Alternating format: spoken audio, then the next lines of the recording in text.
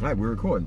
All right, guys. So, it's your boy TOJ, ladies and gentlemen. Welcome to the channel. I'm here with my lovely co-host, and in fact, what name do you go by? Lovely Lady Cherie on YouTube. And what kind of content can they find on your channel? My channel is about fashion, lifestyle, cooking, and I give what I call my pearls of wisdom. If I can help somebody, I would love to save somebody the trouble of going through something that I've been through. And if I like it, I want to share it. Yeah. So, if you've seen the thumbnail, then you know where I'm about to go with this, because Black Twitter been on fire. Serena Williams had posted a picture on her Twitter account, and I'm just saying about 30 minutes she snatched it off. And the picture she posted is the actual thumbnail that you seen before you click the video.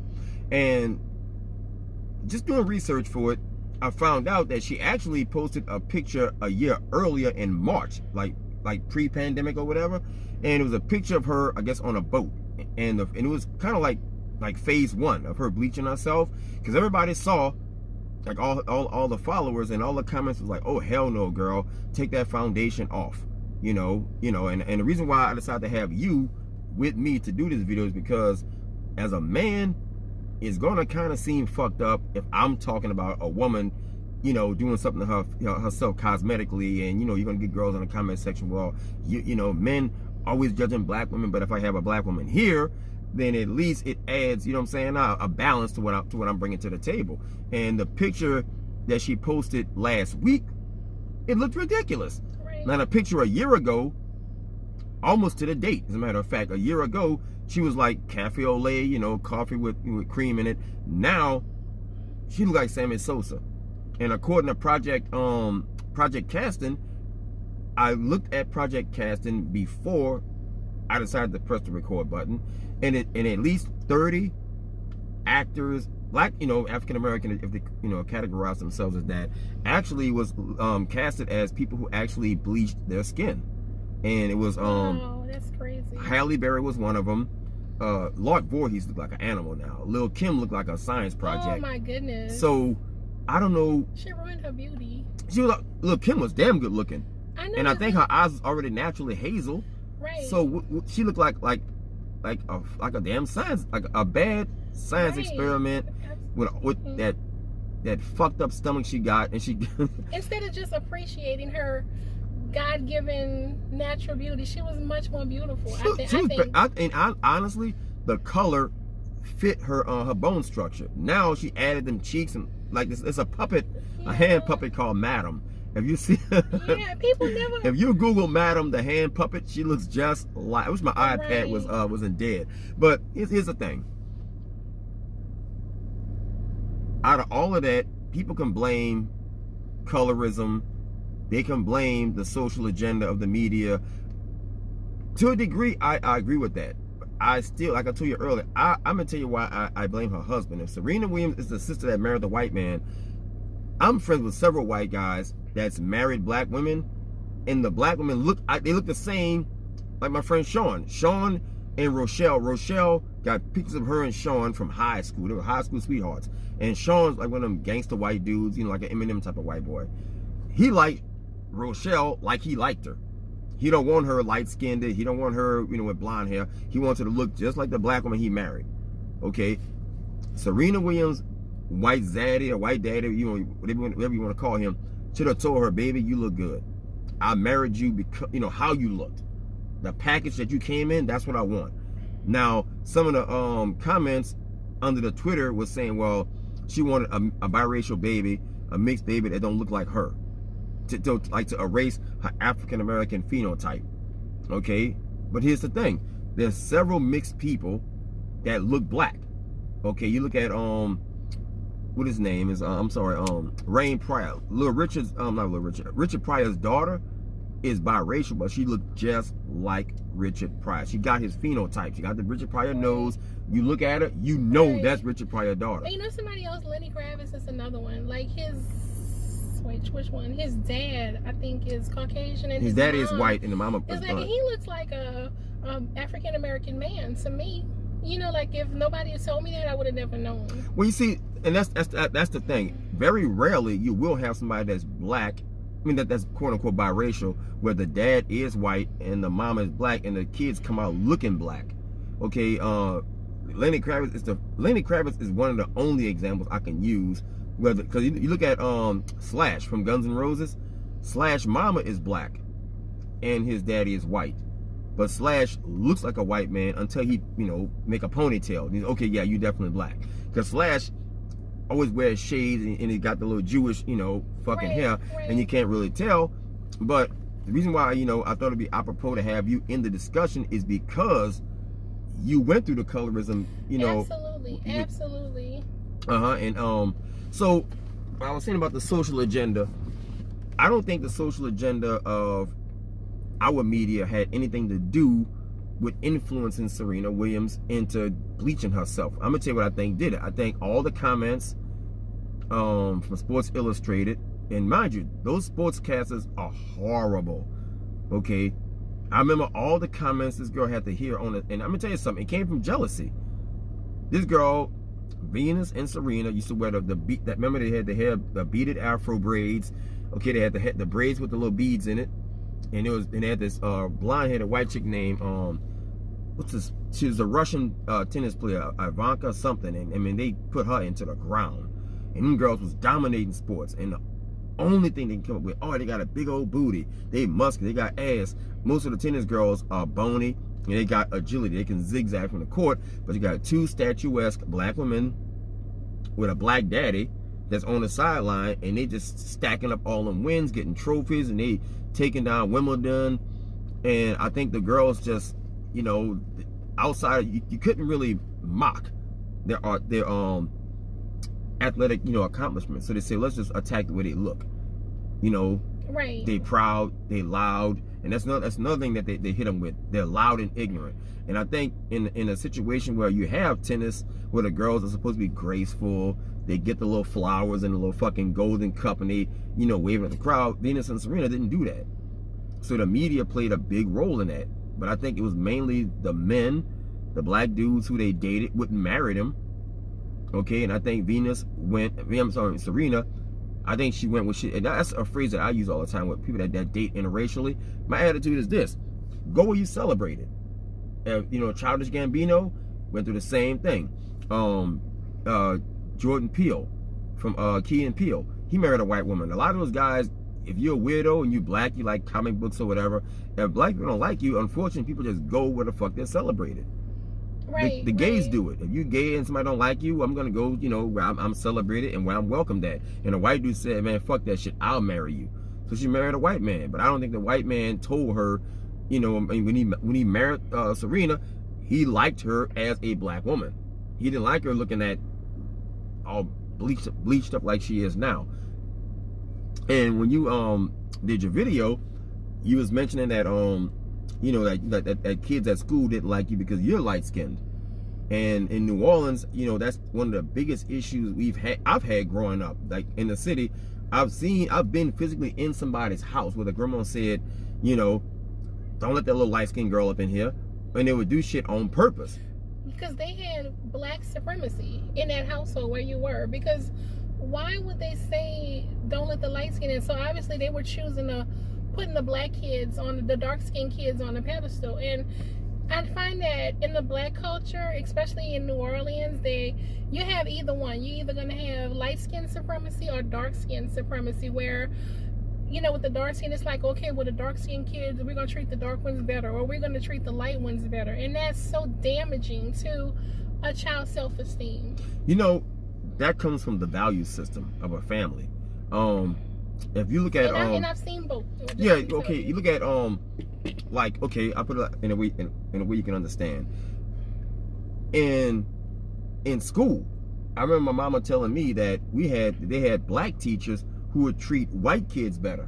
Absolutely. And this was black teachers. Right. And they would treat the black kids better, or the young black girls that had quote unquote good hair. Because mind you, even in the black community, even if you was light skinned with fucked up hair, so to speak, they still didn't like you. But if you were light skinned with quote unquote good hair, then you got an even better treatment from that. And not to cut across you, but I just have to throw this out there. What I really would like people to know is that Black people or African American people have every phenotype. Yes. We have every. Especially if you're in America. And then especially if you're especially in New Orleans. In New Orleans, I said because more so here. We have such a unique culture, especially with the Creole people. Like, that's my background. I'm Creole, and I'm a proud Creole woman. But Creole is a mixture, and most of us are mixed. Really, I'm not gonna say everybody's mixed, but most people are mixed. You know, it's a mixture. And so, if you have every color, from black to white, you have every hair texture, you have every face feature, why would you be so ignorant? Because how could you possibly treat people like this, and in your own family you have a rainbow? I'm gonna tell you where that come from. You know, everybody got to find somebody to make them feel superior. And if you are in a system of subjugation and you got a neighborhood full of other broke people, even if you Creole and light skinned, let's say if we all broke and we all in the hood, so to speak, and we all living below the poverty level, at least I'm not an African booty scratcher. At least because we had a dude named Doug. I've heard that a lot of that was part of the light skin supremacy, where you have the dark skinned black people. We had a girl named Pooh Baby. Pooh Baby, now that I'm mind you, I was making fun of Pooh Baby being like you say blue, like Bernie Mac black, or how they say precious purple. Because that's what Gabrielle Sidibe was suffering from. Gabrielle Sidibe said not only did she have an issue with her weight, she had an issue with her being dark skinned. And the movie Precious, it played big time into the insecurity of black women who actually dealt with their color. Because if you remember in Precious, she said, I would just love to get me a white man or a light skinned man where we can have beautiful mixed babies. And I don't know how they casted Gabrielle Sidibe so well, because in real life, she is now married to she's engaged to a white man, and she said her point is to actually have mixed babies.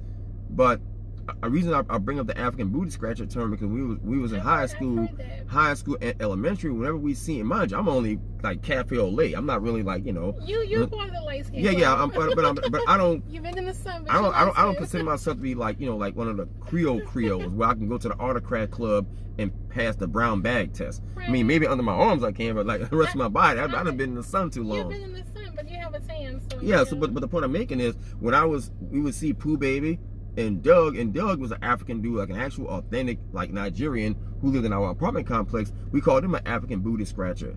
But as a grown man, obviously I'm more experienced and more worldly, and I'm more cultured.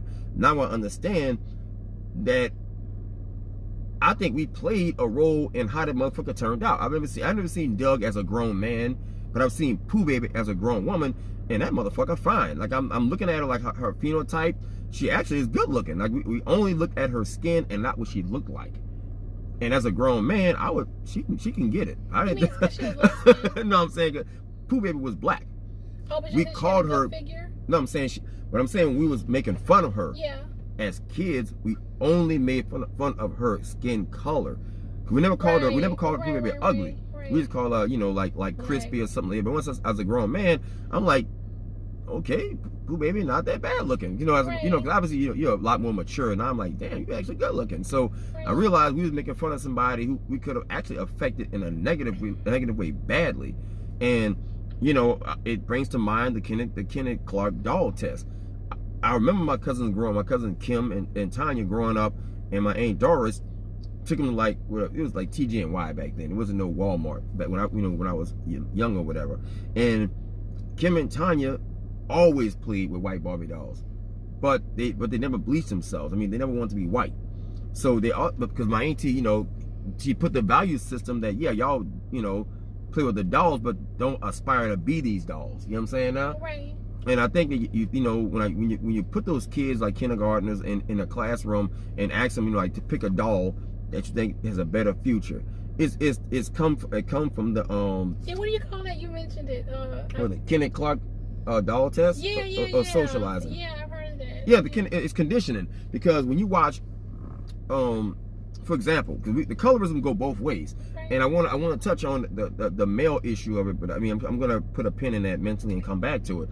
That I would see girls like fighting to not, let's say if a bunch of my female cousins had company, there'd be a bunch of girls fighting not to play with the I think it was called Kendra or Kenya. Kenya was like Barbie doll's black friend, and there was like a black Barbie doll, but the black Barbie doll was still the same white Barbie doll, just painted black. So it was still skinny and shaped like a regular Barbie doll. It was just, you know, a black skinned doll with long hair, long black hair, not an afro, nothing natural. And it was still little girls fighting not to play with the doll with the long black hair. Even though it's a black doll, you might as well just call it like a Mexican. You know what I'm saying? Because it looked like a Latina. It was still, you know, had blue eyes, but they just painted Kenya black. And I've seen girls like fight not to look like that. I mean, you know, fight not to play with the Kenya doll. I mean, fighting to play with the Kenya doll, but not the doll with the afro. Right. That's the craziest thing. And now you spend, and now, as far as you're concerned, you say you're Creole, and I was talking about like what his name is, oh my God, Paul Boyer, before he died, was bringing up something in the 7th Ward. I think it's on AP Turo, where the Autocrat Club used to be at. Yes. And I remember my grandpa telling my grandpa he could pass the brown bag test easily. And I remember him telling me the Autocrat Club, you know, you couldn't get in if you wasn't a certain complexion. Absolutely. And you took issue with me saying, well, you know, the Creoles are not inbred. And I'm not saying, and the way Paul Mooney said it. Paul Mooney said, I'm from New Orleans, I'm Creole. I didn't know Paul Mooney was Creole. But Paul Mooney said, I'm from, you know, from New Orleans. And said, them niggas still stuck in the slave times. And somebody, whoever was interviewing Paul Mooney said, like, what do you mean? He said, oh, all them niggas, all them Creoles are inbred. And I was like, you know what? That's a good point. Because where the fuck are they finding all these other Creoles to make babies with? Because you know, if you think about it, right, at the rate of pregnancy in New Orleans, Creoles would have been bred out by now. Correct. But if you look at the 7th Ward, it's a whole enclave of people who might live a couple of blocks away. And I've seen like a couple of photo shoots of family, like family portraits where everybody looked like Julian Bond. Right. And you see, I can tell you something from my life. I had my father's mother, my grandmother on my dad's side, actually sat me down and explained how everything went with the brown paper bag test. If you have to be light enough, lighter than the brown paper bag to get in. But what she would do was that she was a very racist woman, because she was called what they call in the New Orleans city passant blanc, and that means that's French for being able to pass white. For white, yeah. And so if you didn't have the right color, it's like, stay away from the darkies, like stay away from the dark people. And what she did in her household is that all her grandbabies, all of the grandchildren, all the ones who could pass for white or was really light or had light eyes or blonde hair or whatever, you didn't have to have blonde hair, but my brother was born with blonde hair and green eyes, and he looked like a white baby. As a baby, he looked white. He hadn't had any son. He was a baby, blonde hair, green eyes. And so all the little grandbabies who could pass for white, she put those are the only babies that she put their portraits in the living room. Like, she only put those on display. But the ones who were like olive complexion, like me, on a global level, I'm considered olive. And olive complexion means the color of people that are like from Middle Eastern, Saudi Arabia. That's what olive complexion means. Like, Spanish people have an olive complexion. On a world level, that's what I would be considered. But in my household, I'm like the darkest person in my immediate household. A lot of people say, well, you're high yellow, or you're red, or we have all these funny terms to describe complexion here. But my brother, I'm the darkest one in my household. Like, everybody else is extremely pale, like no sun at all. Like, I get dark in the summer. I got some melanin here. I have a tan. Yeah, I have a tan, but everybody else has no color at all. And so I'm like the darkest one, so I didn't make the cut. Now, I didn't make the cut. Like, she wouldn't that ain't funny, but I know what you're saying. I'm grown. I'm a grown woman, and I have color. I'm darker now because I've lived my life. I've been in the sun, and it's summertime. I got some color going. My tan is back. It's summer now. But as a child, I was a lot lighter. And even though as light as I was, I still wasn't good enough for her to put my picture. Matter of fact, she only had my brother there and not my sister. And I guess it was because of the hair. You know, that happened with Dutch Moriel, like the colorism with him. 'Cause remember when Dutch Moriel became the first black mayor of New Orleans, people didn't know he was white. I mean, he was black. Remember Dutch Morial? Dutch Morial. Okay. That's Mark Morial's daddy. Oh, okay, yeah. Yeah, it was him and even Sidney Bartholomew. Sidney Bartholomew looked like, I thought he was a white man. Because as a little boy, I didn't know what Creole was. And I just, honestly, I thought Creole was food. Like, because you hear like, Creole seasoning and shit like that. So, yeah, so I'm like, okay, so when I got back with my grown man, I didn't know that, Tony Satchery. Yeah, Tony Satchery. But I was looking at a picture of Dutch Morial, and I said, I thought he was black. And they said, no, he is black. He's Creole.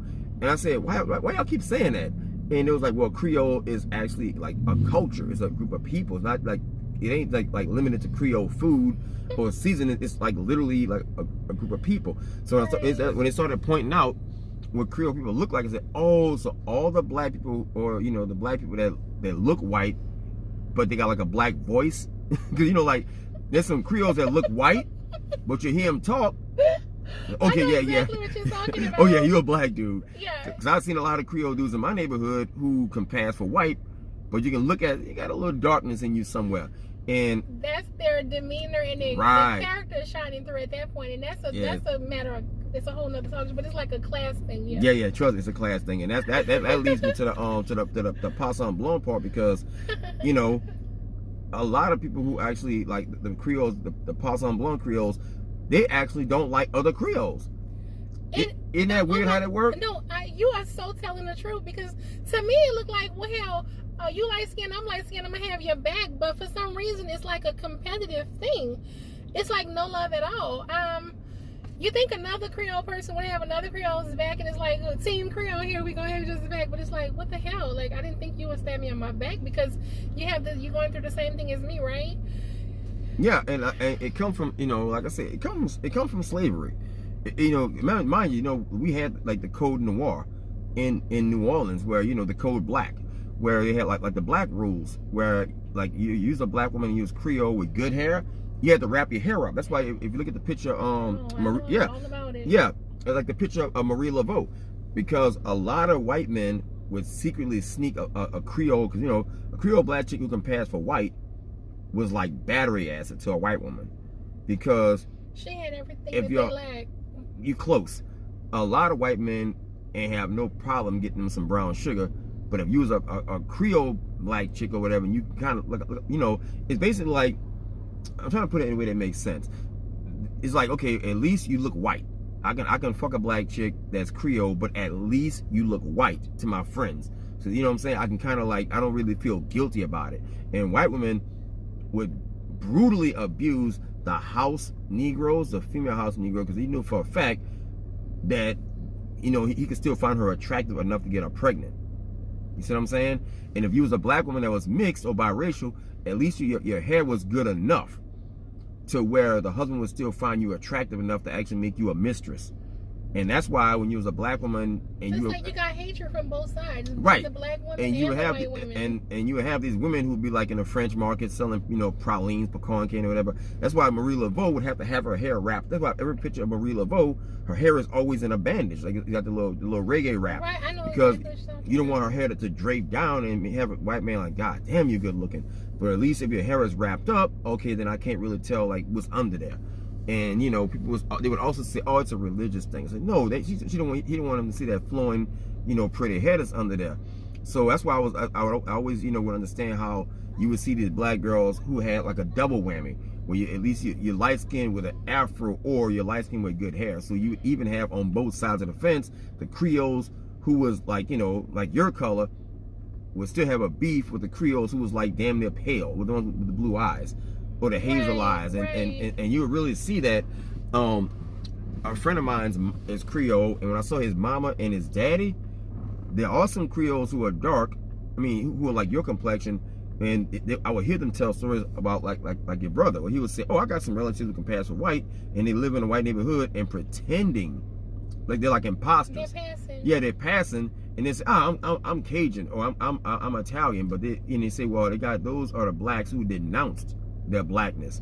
And I looking at like what I was talking about earlier with the male side of colorism, if you look at the social agenda of that, you have, remember in New Jack City, when Nino Brown stabbed your boy in the hand, he goes, I never did like you, pretty mother. That was so funny. Oh my God, that was hilarious. I never did like you, Classic. pretty mother. That was hilarious. Never did like you, pretty motherfucker.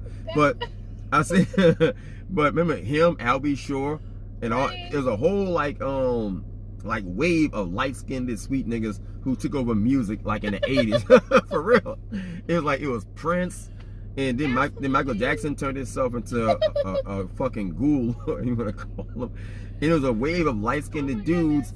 And remember Little Richard said the reason why he would wear makeup, because he said the darker you was as a man, people saw that, like, if you like strong black, you know, Adonis, you know, it's all in your mind. It's sexual dominance. So he said a lot of those guys would make themselves, you know, like really sweet and, you know, like and feminine, and they'll wear makeup and shit to make the white girls not want to fuck them as much, and make white men feel comfortable around them. That's why if you look at most of the Tyler Perry movies, the light-skinned nigga is always like the good guy, and the dark-skinned dude is always beating up. Right. Even notice that? So when I say, that's why I mentioned. That's true. It is true. So that's why I say this the colorism. Yeah. It doesn't stop with you know, with Serena Williams, because, you know, if you look at like Don Lemon said, yeah, they put him on CNN because he's non-threatening.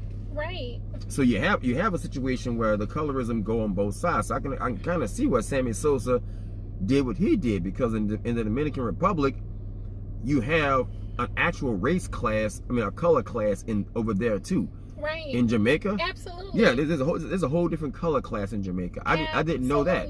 They call the light-skinned people brownie. They have this term for light-skinned people called brownie. I don't know what that's about. I don't know the language. But why, if they're brown, if they light, why would you call them a brownie? But they definitely put the light-skinned women on a pedestal in most cultures. Like, I found out that the Latinas have it as bad as black people. Oh God. Yes, indeed. Oh, and guess what? In Indian people, I found out from watching documentaries, they have a whole class system. I forgot all the terms. They have terms, and based on your complexion, you stay in that class. Yeah, and it's horrible. You know, I was consulting. Like Bollywood. Oh, yes, indeed. You would never see a dark Indian. Indians are some of the blackest people. Blacker than black. Blacker than midnight, but they're not black. There's You'll never see a dark Indian. Was it Miss Thailand?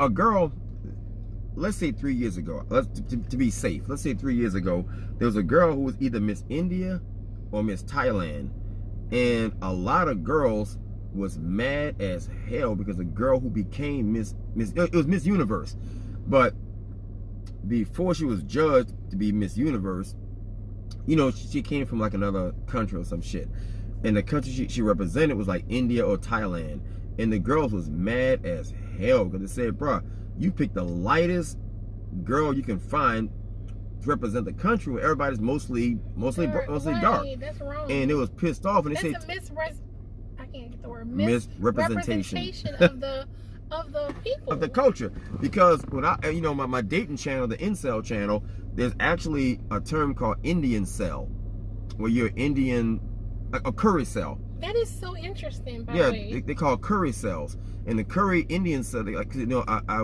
had an Indian dude I was doing some consulting with, and he's like, and I said, bro, you realize in a black neighborhood, you'll be getting all the women because you're dark with good hair, so to speak. I don't want no black woman. I don't want a black woman. I know he was dead. I don't want no black woman.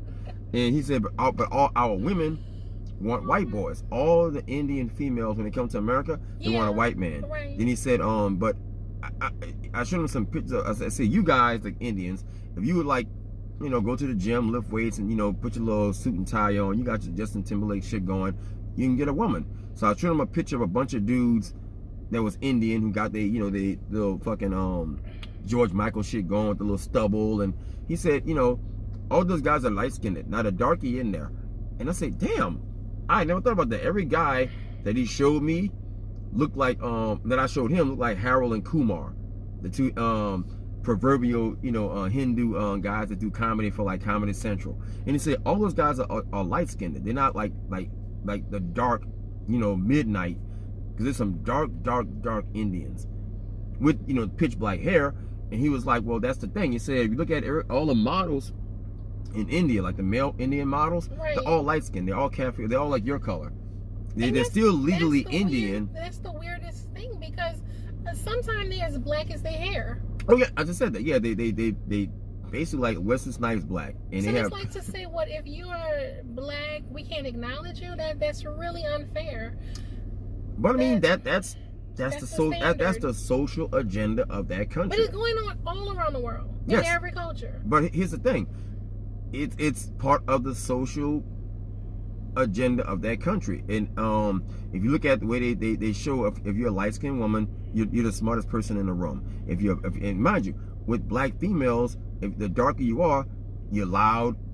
They want to attach a whole lot of bad things to it, because everything black is supposed to be demonic or dark, like bad. And that's the stigma. Like, I watched a TV show called Pose. And Pose. Oh, I know. Yeah. And the drag queen. Yeah, the drag queen show. Yeah. And Pose went through a whole colorism situation. What else? Like the character Electra is always like loud, ignorant, bombastic. She flipping over tables. And the light skinned black chick, Blanca, is like this sweet, loving transsexual. She just wants, like, quote unquote family culture and stuff like that. And they went through a whole thing where, which was kind of true. I said, yeah, that's a good point. I started thinking about like Good Times and all these TV shows where they represent the black family, and the light skin was always the light, the happy ones. She brought love, and even in the TV show Martin, it was light skinned Gina was Martin, right. Love His Life, and the ignorant motherfucker was Pam. Yeah, and that's the funniest thing, because they put that on Venus and Serena, and I think it showed them that there's a social agenda in sports. That's why I brought up that girl, Lolo Jones. Lolo Jones was this black, you can Google who she is, but Lolo Jones is like, she got all these Wheaties boxes and all this Sports Illustrated and all these different endorsements, just because she had the quote-unquote biracial exotic look, and she was what they call quote-unquote more photogenic.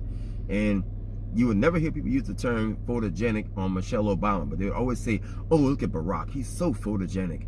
And that's a Hollywood term that means, you're more better looking. Right. You're more prettier on the camera. Right. And thinking about what you had, went through, you said that they had cut your hair when you was, the fight you had went through. I want to ask you about that. Do you think TV or like the neighborhood, like, what do you think was the motivating factor behind behind the dark girls beating you up? Well, the darker skinned girls always think that you're trying to steal their man, that you're trying to steal their boyfriend. And it's like, I was so young, I'm thinking, was I even looking at boys like that at that age? But I mean, it's like, I'm just trying to fit in, get accepted. It was a summer school. Nelson, it was a bad summer school here in New Orleans. I was going there for summer school. All right, so let's close out the video, because it stopped. Right. But anyway, so now you were saying, we started speaking about, I said that the girls that attacked you, I was saying it's probably like the daughters of the dark-skinned women who got passed over. And I think the mama was just like, I can't stand them old light-skinned bitches. Right. They think they're better than everybody. Right. Fuck that bitch up. Home. And and I think when it's, a lot of I'm not gonna say the term self-hate, but a lot of my own preconceived bias against other dark-skinned people came from TV. When I watched Dolomite, or like P.D. Wheatstraw, what they call black exploitation movies, even in black exploitation movies, the light-skinned girl, even like in Pimpin', the bottom bitch, quote unquote, would be like the light-skinned girl, and the dark-skinned women, and my mom would even tell me stories from what they went through, right, as being young girls. Now, my mama is light-skinned. Growing up, my mama looked like Toni Braxton almost. Okay. So she was light-skinned enough to where that's light enough. Guys would find them attractive, but right. black school teachers didn't like them. Really? Now my aunt Eva, who is the lightest out of all of them, all the boys liked her. But all the dark girls couldn't stand my Aunt Eva. So she always got into a fight at the park. That is crazy. So like I said, I don't think it was just TV that motivated the girls to attack you and cut your hair off.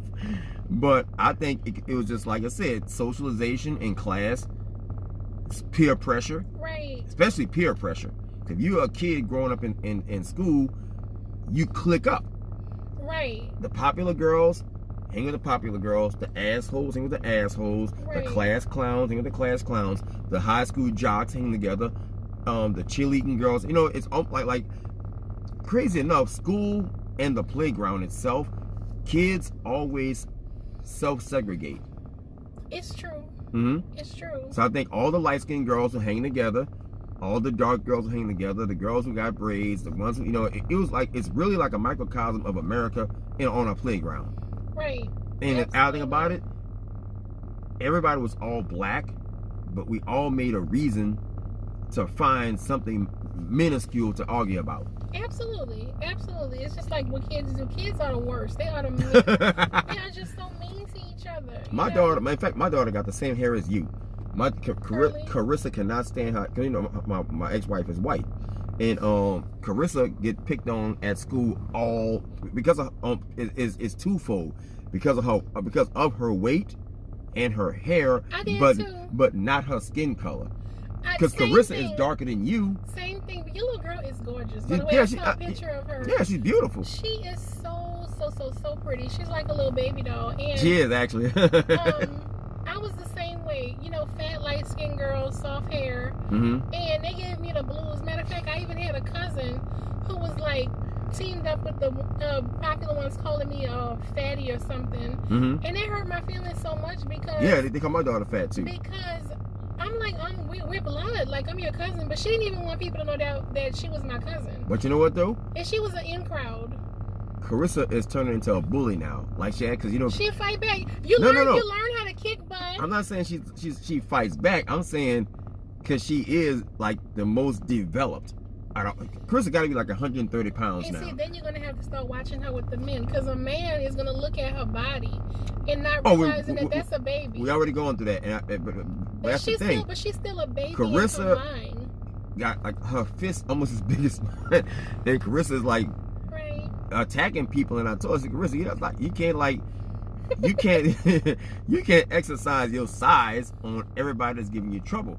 At least she's fighting back though. I give her a pat on the back for fighting back. Well, I mean, you know this. Once she realized the punch hurt, that's good. Like, this is power in this motherfucker thing. No, it's kind of good. I don't want her to. I'm sorry to hear she's a bully, but it's funny because at least she's fighting back though. You know, and not being a punching bag. I know, no. But at the end of the day, I told Chris they got some people with a mouthpiece. So all that talking, they got niggas who get their ass whooped and still talk more shit after they got their ass whooped. Right, so the shit talking it hasn't stopped. But this was a good first video. Yeah. So anyway, we're gonna be doing a lot of this. Now I'll tell you, the next video I want to do, and I don't want to not rehearse nothing or whatever, but I definitely want to talk about Tariq Nasheed and Kevin Samuels. I told my brother about Kevin Samuels. My brother was like, boy, I fucking love me some Kevin Samuels. And let me tell you something. My attitude about Kevin Samuels is simple. Kill me. Just kill you now, huh? Because I'm like, my thing is, if you don't want to get chewed out by Kevin Samuels, don't call this show. Right, because I wouldn't even call, because matter of fact, he's not gonna let you talk anyway. So, what's the point? Oh, that's funny. But either way, I'm gonna put the link to your channel in my description. Yeah, lovely lady Sherry. Check me out. As a matter of fact, what are the names? I know your real name. Where did the name come from? My middle name is Sherry. Oh, I know. that was easy. Yeah. Because when I was in jail with a nigga named Taboo, and I'm like, Taboo? Like Taboo, like Taboo, like dark and disturbing or whatever. Taboo worship the devil. So that's what his name. Because like usually people nickname like Tariq Nasheed. Tariq middle name is Tariq. His real name is. So he's going by his middle name. So. I'm not gonna say what his real name is. I ain't gonna put his business you're right. But Tariq, I heard, put it like that Tariq middle name was Tariq. His real name is something else. Right. But yeah, I mean, his like Taboo name was like Ishmael or some shit. It sounded nothing. His whole real name sounded nothing like Taboo. Oh, but at the end of the day, guys, before I get out of here, let me say this. I think a lot of what's going on with Serena, because, you know, we had fun with all this shit, but in closing, and it goes with men also, that a lot of what happened to this girl come from sexual market value.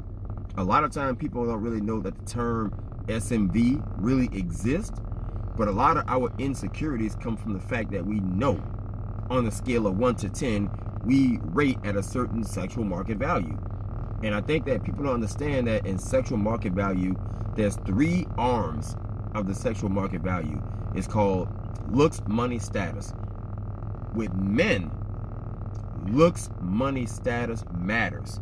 With women, unfortunately for y'all, only looks matter to men. And I think even in Hollywood, the fact that this lady is a fully accomplished athlete, beat everybody up, you know, in tennis, but at the end of the day, you're still expected to look feminine and be feminine and carry yourself in a feminine fashion, which is why I think a lot of the girls in the WNBA got an issue with their own sexual market value. Unfortunately, these girls are like 6'4". You ain't gonna find a guy. Ain't no nigga trying to date you. And like even Lisa Leslie said that she had that issue, that, you know, she was a humongous person, and, you know, unfortunately, like you said earlier, it's the DNA lottery. Not everybody's gonna be born to be, you know, 6'4" or whatever. But unfortunately, when you're a woman that tall, you kind of feel abandoned because guys are intimidated by your height. Okay, or the guys who are intimidated by your height use it as a defense mechanism and make fun of you, as opposed to saying, well, damn, it's kind of sexy, you know, big as a motherfucker. But, you know, I think it just comes from the fact that girls have to deal, you know, with the cards that they're dealt, and just accept the cards that they're dealt. You know, like, nobody told Serena Williams to not get a nose job. I mean, she had a broad nose and broad shoulder. I mean, whoever the fuck the Kardashians, you know, doctor was, she could have went to them and got some, you know, some things done to her. Because in Hollywood, you know, Hollywood kind of set the standard of beauty. Right. But women also played a role in that, because at the end of the day, I remember Eartha Kitt saying that I was light-skinned. This is, you know, Eartha Kitt, who played Catwoman. Eartha Kitt said she had to make a song called, you know, Santa Baby, Hurry Down. She had to make that. She was Catwoman. She speaks like full length. She said she had to be like extra better than a white woman to get where she was at. Right. Diane Carroll, same thing. And a bunch of other black women who could pass for white. I thought Diane Carroll was a not Diane. What's the woman name? She was from New Orleans. Another Creole lady. I can't think of this lady's name, man. She hated black people though. My mama cannot stand this. I cannot think of this. It's not Irene Carroll. It's another one. She looked like a white woman, but she cannot stand black people. They say when she would go like to the hood or somewhere, and black folks say, "Oh God, we see you on TV."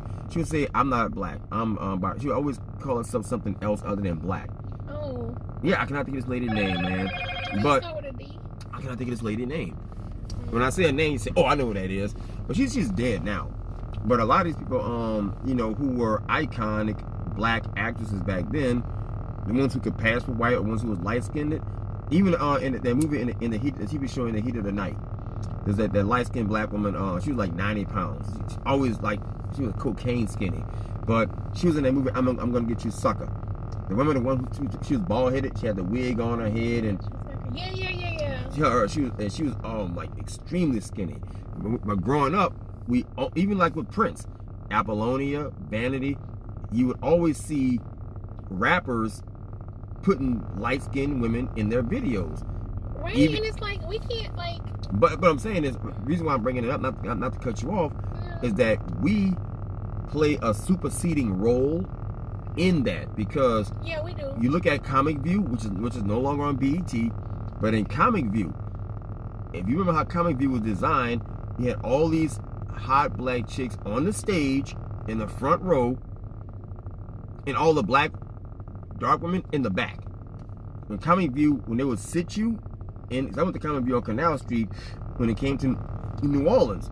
When Comic View came here, they would pick you and say, okay, you sit here. You sit. When the camera would show, you know, girls laughing, it was always light-skinned black chicks laughing. Okay, when they had a love interest in an R&B video, always light skin. Okay, Kodak Black. True. Say the same. Kodak Black, and I forgot what other rappers say. I don't want no darkies on my set. Okay, so wow. You look at all of that, you know, like what was going on, and, you know, I kind of like don't blame how these black women end up internalizing. Look at Meg Thee Stallion. But this is the thing I want to just say is that it's not my fault though. Please don't take it out on individual people, because let me just say this: none of us make ourselves. I didn't make myself, so it's not my fault that my kind is put on a pedestal. Now, am I happy? Hell yeah, I'm happy to be in my skin, but don't beat me up. You know, you gotta take that up with your God. I mean, before we close, are there any deficits or any regrets? Not regrets, but is there any like setbacks to your your complexion? Only if you have low self-esteem. Only if you're not, like, if you're weak-minded, then it's a setback. No, I don't mean like in dating.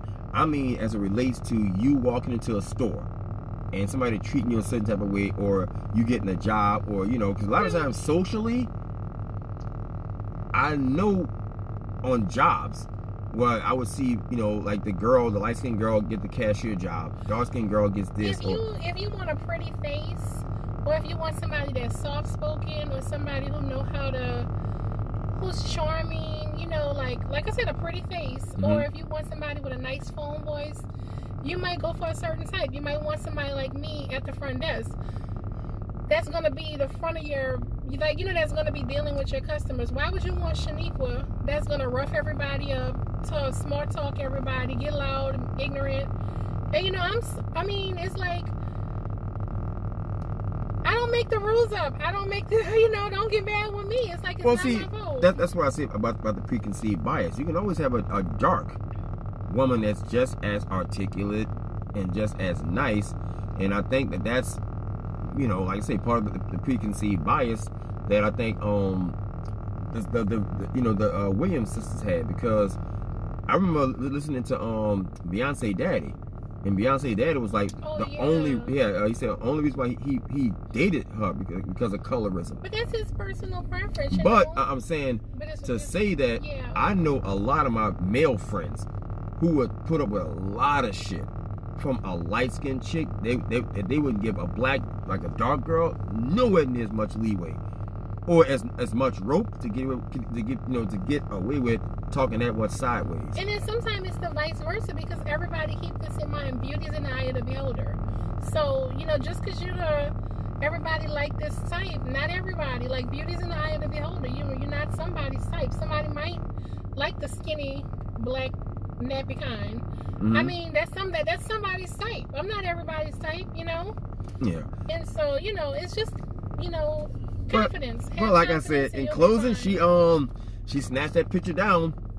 I'm gonna tell you something. I think she's gonna be off the radar for a while. I think Serena is gonna be off the radar, and I really believe that in this situation, this girl should have took counseling, got professional help, because I talk about in the black community, seeking a therapist or a shrink is one thing that we do not. And it's shunned. And guess what? We need it the most. I said, black people, that's the one thing I don't like about the community, is that if you're a black person saying, I'm going to my psychiatrist, I spoke to my shrink. Oh, damn, nigga, you throw it off. You deem crazy. So I'm like, but no, you're crazy for not getting help. How about that? Yeah, but either way, I'm still saying I blame her husband, because I'm not going to say your husband's supposed to be your best friend, but if you're the person you're committed to, that's who you committed to. Fuck them other niggas that don't like that you dark and got a big ass or whatever. Yeah, but that's her husband. He should have been boosting her up. I'm saying you married a white guy that wasn't good enough. You married him, right? And I think he should. I mean, I'm you know,